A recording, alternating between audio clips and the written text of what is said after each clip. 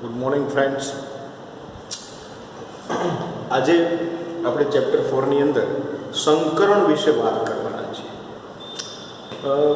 જ્યારે પણ પરમાણુઓ એમની પરમાણુીય કક્ષકો જોડાય છે ત્યારે એ પરમાણુીય કક્ષકો સમાન ઉર્જા અને સમાન આકારની અંદર સંકરણ પામે છે અને પછી એમની સાથે સમિશ્રણ થઈ અને અણુ બનાવે છે. તો આની રચના કઈ રીતે થાય છે એ જોઈએ. સંકરણના પ્રકાર વિશે પણ આપણે આ લેક્ચરની અંદર વાત કરવાની છે.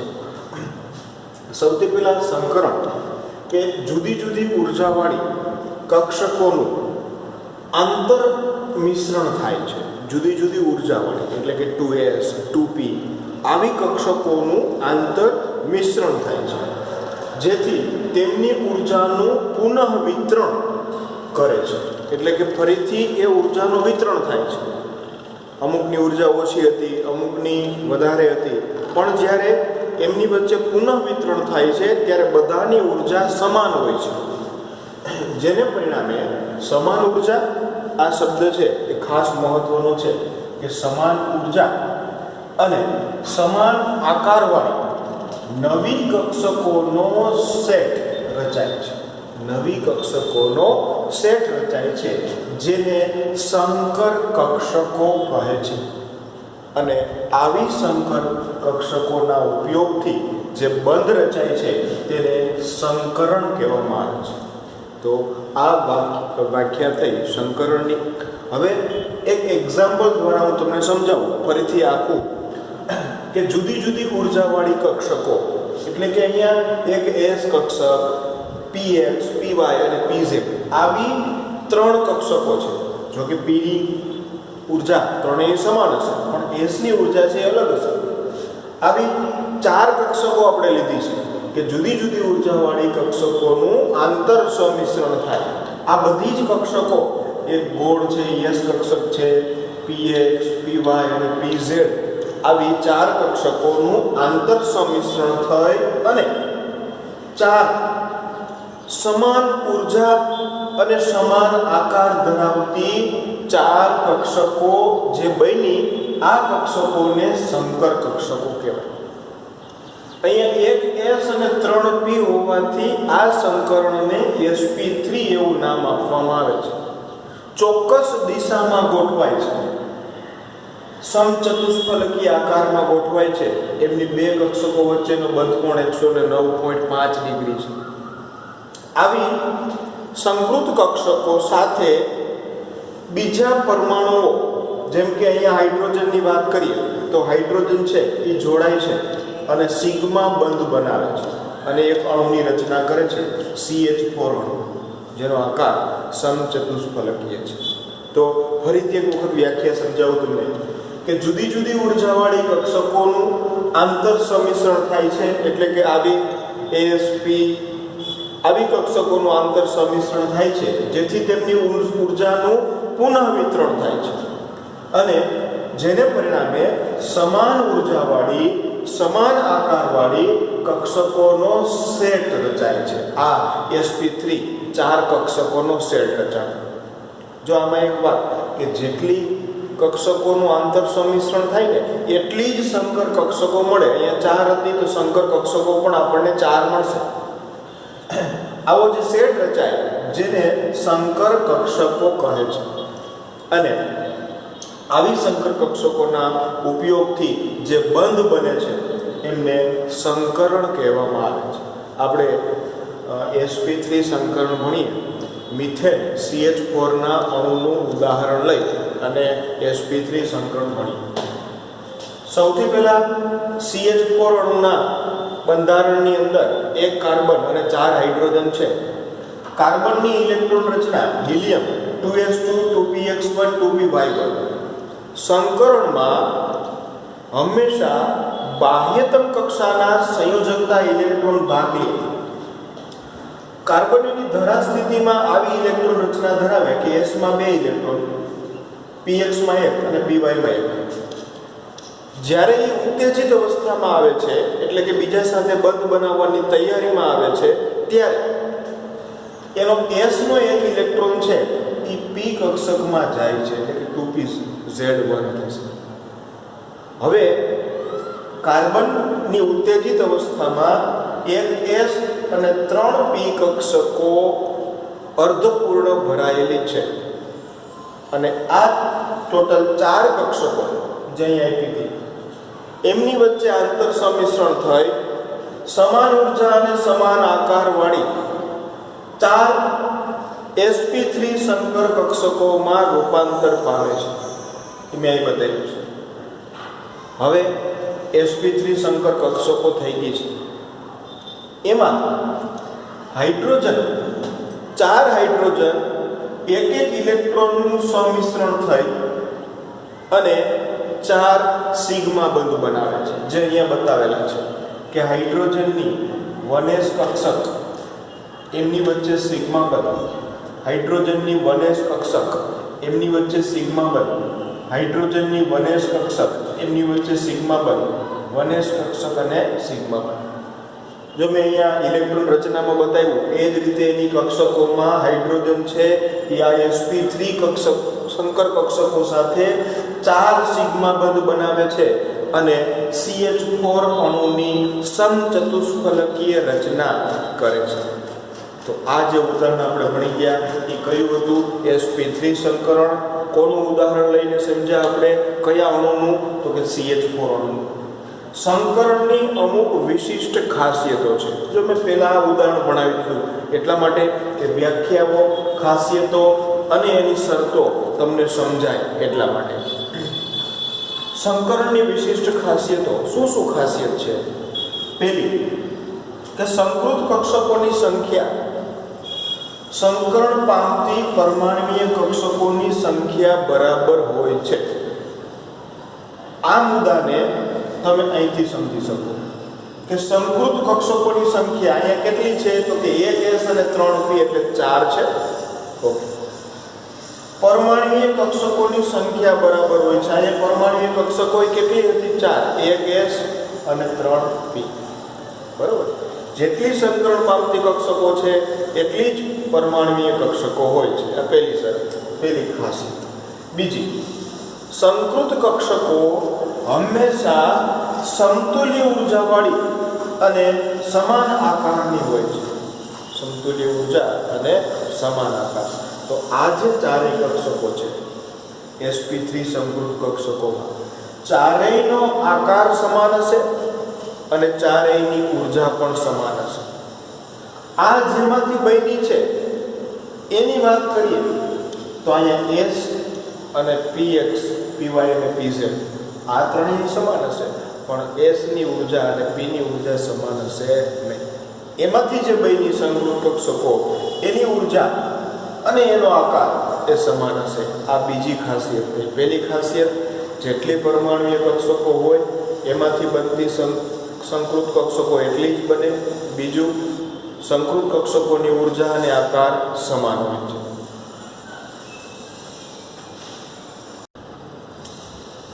ત્રીજી ખાસિયત કે શુદ્ધ પરમાણ્વીય કક્ષકો એટલે s, p, x, py, pz જે વાત કરી હતી કરતા સંકર કક્ષકો સ્થાયી બંધની રચનામાં વધુ અસરકારક છે.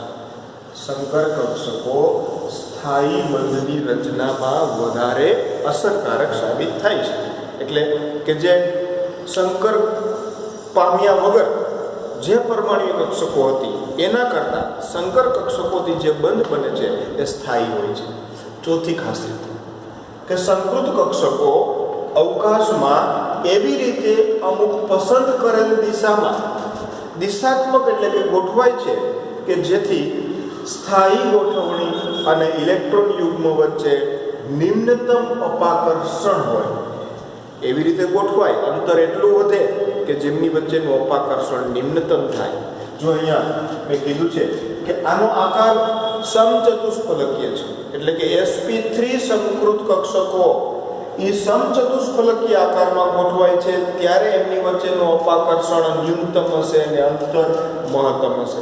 ત્યારે એમની વચ્ચેનો બંધ કોણ 109.5 ડિગ્રી હશે. આથી સંકરણનો પ્રકાર અણુની ભૂમિતિ એટલે કે એનો આકાર સૂચવે છે. તો આ એની 4 ખાસિયતો હતી. પહેલી ખાસિયતમાં જેટલી પરમાણ્વીય કક્ષક જોડાય એટલી જ સંકૃત કક્ષકો મળે. બીજી વાત કરી એની ઉર્જા અને આકાર સમાન હોય છે. ત્રીજી વાતમાં પરમાણ્વીય કક્ષકો કરતાં સંકૃત કક્ષકોની સ્થાયીતા વધારે હોય છે. અને ચોથી વાત, અવકાશમાં એવી ગોઠવણી બનાવે છે કે જેથી તેમની વચ્ચેનું અપાકર્ષણ ન્યૂનતમ થાય. ઓકે, આ એની ખાસિયતો. હવે સંકરણ પામવા માટેની અગત્યની શરતો કે કેવી કેવી શરતો હોય, કન્ડિશન હોય ત્યારે એમની વચ્ચે સંકરણ થઈ શકે. તો પહેલી વાત કે પરમાણુની સંયોજકતા કોષમાં રહેલી કક્ષકો જ સંકરણ પામે છે. એટલે આપણને એવું કહી દીધું કે માત્ર સંયોજકતા કોષ એટલે કે બાહ્યતમ કોષના જ કક્ષકો છે એ સંકરણ પામે, અંદરની કક્ષકો છે એ સંકરણ પામતી નથી. તો તમને એવું થાય કે સાહેબ બાહ્યતમ કક્ષા કોને કહેવી? તો કાર્બનની અંદર જે ઇલેક્ટ્રોન રચના આપણે વાત કરીએ તો આવી ઇલેક્ટ્રોન રચના હતી ખરેખર તો કે 1s2 2s2 અને 2p2 આવી ઇલેક્ટ્રોન રચના. તો આ જે છે ને 2s2 અને 2p2 એને સંયોજકતા કોષ કહેવાય. શું કહેવાય? સંયોજકતા કોષ. આમાં 1s કક્ષક ક્યાંય સંયોજકતા કોષમાં ભાગ લેશે નહીં. બરાબર? આ સંકરણની અંદર ભાગ લેશે નહીં, કારણ કે ઇનર ઓર્બિટલ છે એટલે કે અંદરની કક્ષા છે, જ્યારે આ જે છે એ સંયોજકતા કક્ષક છે અને જે સંકરણની અંદર ભાગ લે છે. હવે આ પહેલી શરત કે માત્ર સંયોજકતા કોષની કક્ષકો જ સંકરણમાં ભાગ લઈ શકે, અંદરની કક્ષકો લઈ શકે નહીં. સંકરણ અનુભવતી કક્ષકોને લગભગ સમાન ઉર્જા હોવી જોઈએ. જો આ મુદ્દો છે ને એ લગભગ સમાન એમ કીધું, સમાન જ હોવી જોઈએ એવું જરૂરી નથી, પણ નજીક હોવું જોઈએ. 2s અને 2p કક્ષકનું સંકરણ શક્ય છે, પણ 2s અને હું એમ કહું 4d કક્ષકનું સંકરણ તો એ શક્ય નથી, કારણ કે 2s અને 4d વચ્ચેનો ઉર્જાનો તફાવત ખૂબ વધારે છે, તો એમની વચ્ચે સંકરણ શક્ય નથી. એટલે કે સંકરણ પામતી જે કક્ષકો છે એ નજીકની ઉર્જા તફાવતની હોવી જોઈએ. ત્રીજી વાત કે સંકરણ અગાઉ ઇલેક્ટ્રોનની બઢતી એટલે કે પ્રમોશન અનિવાર્ય શરત નથી, થવું જ જોઈએ એવું જરૂરી નથી. આ બઢતી ક્યાં આવી? આપણે આ કાર્બનની ધરા અવસ્થા છે. મેં તમને કાર્બનની ઉત્તેજિત અવસ્થામાં વાત કરી હતી કે આ એક ઇલેક્ટ્રોન છે એ અહીંયા 2p કક્ષકમાં જાય છે. આને હું આમ લખું કે 2px1 2py1 અને પછી 2pz1 એટલે કે આ એક ઇલેક્ટ્રોન અહીંયા ગયો. આને બઢતી કહેવાય ઇલેક્ટ્રોન, એટલે કે ઇલેક્ટ્રોન 2s કક્ષકમાંથી 2p કક્ષકની અંદર જે જાય છે એને બઢતી કહેવાય. અનિવાર્ય શરત નથી, એટલે કે થવું જ જોઈએ એવું જરૂરી નથી. અમુક કિસ્સાઓમાં થાય, અમુક કિસ્સાઓમાં ન પણ થાય. એવું જરૂરી નથી કે અર્ધપૂર્ણ કક્ષકો જ સંકરણમાં ભાગ લે. જો આ એક કન્ડિશન આવી કે એવું ફરજિયાત નથી કે અર્ધપૂર્ણ ભરાયેલી કક્ષકો જ સંકરણમાં ભાગ લે. અમુક વખતે પૂર્ણ ભરાયેલી કક્ષકો પણ સંકરણમાં ભાગ લે છે કે કેટલીક બાબતોમાં સંયોજકતા કોષની પૂર્ણ ભરાયેલી કક્ષકો પણ સંકરણમાં ભાગ લે છે, અને એવા ઉદાહરણ આપણે આગળ જોશું. તો આ 4 એની શરતો હતી. ફરીથી એક વખત રિપીટ કરી દઉં. પહેલામાં એવું કીધું કે માત્ર સંયોજકતા કોષમાં રહેલી કક્ષકો જ સંકરણમાં ભાગ લે. બીજી વાત કે જે સંકરણ અનુભવતી કક્ષકો છે એની ઉર્જા લગભગ સમાન હોવી જોઈએ. ત્રીજી વાત કે ઇલેક્ટ્રોનની બઢતી અનિવાર્ય શરત નથી. અને ચોથી વાત કે માત્ર અર્ધપૂર્ણ કક્ષકો જ સંકરણમાં ભાગ લે એવું જરૂરી નથી. ક્યારેક પૂર્ણ ભરાયેલી કક્ષકો પણ સંકરણમાં ભાગ લે છે.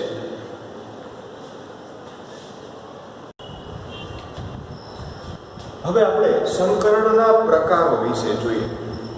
સંકરણ વિશે તમે ભણી ગયા, વ્યાખ્યા સમજાઈ ગઈ, એક આપણે ઉદાહરણ જોઈ લીધું, એ પ્રકારનું જ ઉદાહરણ હતું, બરાબર. sp3 સંકરણીયનો પ્રકાર છે એ આપણે ભણી ગયા. એટલે હવે સંકરણના પ્રકારો 3 અત્યારે જોશું આપણે. એક sp સંકરણ, sp2 અને sp3. sp3 વિશે મેં પહેલા ચર્ચા કરી લીધી જ્યારે આપણે વ્યાખ્યા ભણ્યા ત્યારે.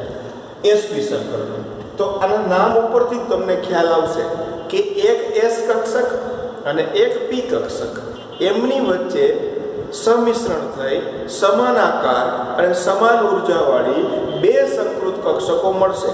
એને sp સંકૃત કક્ષકો કહેશું. જોઈ કે એક s અને એક p કક્ષક z ધરી પર મિશ્ર થાય છે અને બે સમાન sp સંકર કક્ષકો રચે છે. અહીંયા બે જ કક્ષકો છે એટલે s નું યોગદાન 50% અને p નું યોગદાન પણ 50%. એટલે આપણે કહી શકીએ s અને p 50% લાક્ષણિકતા ધરાવે છે. ઉદાહરણ તરીકે BeCl2 ની અંદર આવું સંકરણ જોવા મળે છે. અને કઈ રીતે છે તો આપણે જોઈએ.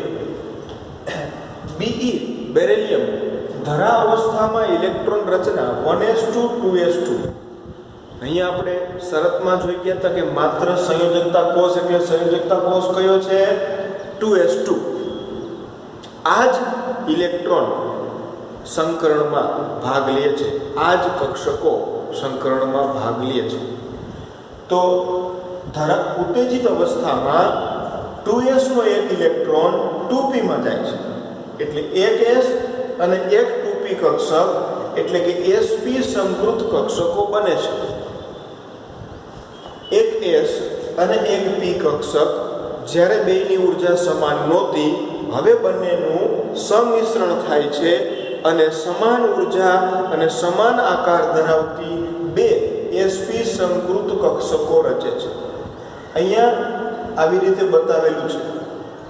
આ માઇનસ અને પ્લસ લોગ બતાવેલા છે, જે ધન વીજભારિત અને ઋણ વીજભારિત લોગ છે, ખંડકીય. આ જે બે સંકૃત કક્ષકો sp એનો આકાર છે ને રેખીય હોય છે. એમની વચ્ચેનો બંધકોણ 180 નો છે, આકાર રેખીય છે. જો આવી રીતે જોડાતી, આપણે એમાં જોઈ ગયો તો છેલ્લો મુદ્દો ખાસિયતોમાં કે સંકૃત કક્ષકો યોગ્ય દક વિન્યાસથી, ચોક્કસ દિક વિન્યાસથી ગોઠવાય છે. તો આ બે કક્ષકો હોય ને તો એ રેખીય રીતે જ ગોઠવાય છે. હંમેશા જ્યાં sp સંકરણ થતું હશે ને એનો મોટા ભાગે આકાર કેવો હશે? રેખીય હશે, કારણ તેમની વચ્ચેનો ખૂણો 180 નો હોય. sp સંકૃત કક્ષકો થઈ ગઈ. હવે એની સાથે Cl, બે ક્લોરીનની બે કક્ષકો, એક ક્લોરીનની p કક્ષક અને બીજા ક્લોરીનની p કક્ષક, આ બે સંકૃત કક્ષકો સાથે સિગ્મા બંધથી જોડાય છે. એટલે કે સમિશ્રણ થાય છે અને કયો બંધ બનાવે છે? સિગ્મા બંધ. એક અહીંયા બનાવ્યો અને એક અહીંયા બનાવ્યો. આવી રીતે આખો BeCl2 નો અણુ તૈયાર થયો. અને BeCl2 ના અણુમાં કયું સંકરણ છે તો આપણે કહી શકીએ કે sp સંકરણ છે. કારણ કે માત્ર એક s અને એક p કક્ષકો સંકરણમાં ભાગ લીધો. ઈ સંકૃત કક્ષકોથી ક્લોરીન સાથે બે સિગ્મા બંધ બનાવે છે.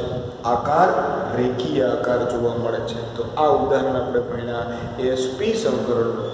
હવે sp2 સંકરણનું ઉદાહરણ જોઈએ.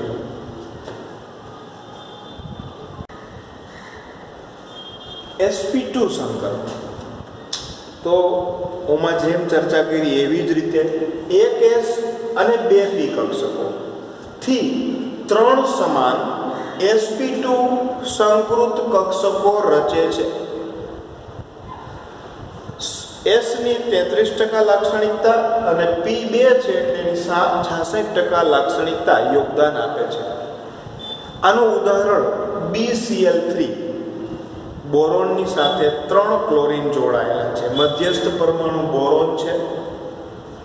બોરોનની ધરાવસ્થાની ઇલેક્ટ્રોન રચના 5મા નંબરનું તત્વ છે એટલે 1s2 2s2 2p1 થશે. ઉત્તેજિત અવસ્થામાં 2s માં જે બે ઇલેક્ટ્રોન હતા એમાંથી એક ઇલેક્ટ્રોન 2p ની અંદર એક ઇલેક્ટ્રોન પ્રમોશન પામશે. અને 2 પી કક્ષકો સમાન આકાર અને સમાન ઉર્જાવાળી 3 કે જેને sp2 સંકૃત કક્ષકોમાં રૂપાંતરિત થાય છે. અહીં એક s અને 2 પી કક્ષકો સમિશ્રણ થાય છે. ગોળ એક s છે, આ px છે અને આ pz છે. 3 કક્ષકોનું સમિશ્રણ થયું અને સમાન આકાર અને સમાન ઉર્જાવાળી 3 sp3 સંકૃત કક્ષકો મળી. અવકાશમાં એવી રીતે ગોઠવાય છે કે જેથી એમની વચ્ચેનો ખૂણો 120 નો જોવા મળે છે અને એમનો આકાર છે સમતલીય ત્રિકોણ. 120 ના ખૂણે ગોઠવાણી અને એક જ સમતલમાં છે સમતલીય ત્રિકોણ એનો આકાર છે. આપણે અણુ કયો બનાવવો છે? BCl3. હવે બોરોનનું સંકરણ ખબર પડી ગઈ, sp3. આ 3 સંકૃત કક્ષકો સાથે ક્લોરીનની 3 પી કક્ષકો સિગ્મા બંધ બનાવે છે. છેડાના સમિશ્રણથી, જો આપણે ગઈકાલે ભણ્યા હતા પાઈ બંધ ને સિગ્મા બંધ, અહીંયા આ ત્રણેય જગ્યાએ છેડાના સમિશ્રણથી બંધ બને છે. એટલા માટે આ બંધ છે એ કયો છે? તો કે સિગ્મા બંધ છે. અને 3 સિગ્મા બંધ આપણને મળે છે અને એનાથી BCl3 નો અણુ બન્યો. આ ઉદાહરણ હતું sp2 સંકરણ. આનો હજી એક પ્રકાર છે sp3 સંકરણ, જેની આ બધી જ વાત મેં આગળ કીધી છે.